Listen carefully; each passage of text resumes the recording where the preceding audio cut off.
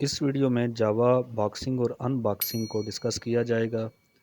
जावा boxing के अंदर जो प्रिमिटिव या बेसिक डाटा टाइप्स हैं उनको करस्पॉन्डिंग रैपर क्लास के ऑब्जेक्ट में कन्वर्ट किया जाता है। अगर मैं इसकी सिंपल मिसाल देना चाहूँ तो इंट जो कि एक प्रिमिटिव डाटा टाइप है उसको इंटीजर टाइप जो कि एक रैपर क्लास है के ऑब्जेक्ट में कन्वर्ट किया जाए, जबकि रैपर क्लास वो तरीक़ाकार मुहैया करती है जिसके ज़रिए से एक प्रिमिटिव डाटा टाइप को ऑब्जेक्ट में कन्वर्ट किया जाता है। अनबॉक्सिंग में जो ऑब्जेक्ट है उसे दोबारा से प्रिमिटिव डाटा टाइप में कन्वर्ट किया जाता है। स्क्रीन पर जो आपको एग्जांपल नज़र आ रही है, यहाँ पर इंटीजर एक रैपर क्लास है जबकि इंट एक प्रिमिटिव डाटा टाइप है।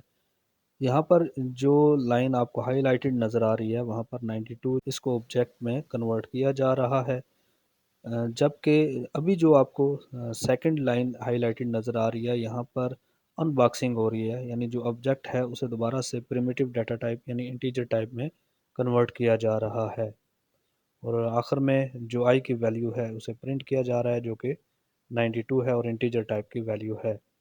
आज की वीडियो में इतना ही। इस वीडियो के साथ जो ऑब्जेक्ट ओरिएंटेड प्रोग्रामिंग का कोर्स है उसका सेकंड चैप्टर कंप्लीट हो गया है। नेक्स्ट वीडियो में इंशाल्लाह मैं थर्ड चैप्टर को स्टार्ट करूंगा। आपसे गुजारिश है कि हमारी इस वीडियो को लाइक करें, हमारे चैनल को सब्सक्राइब करें और इस वीडियो को अपने दोस्तों के साथ ज़रूर शेयर करें।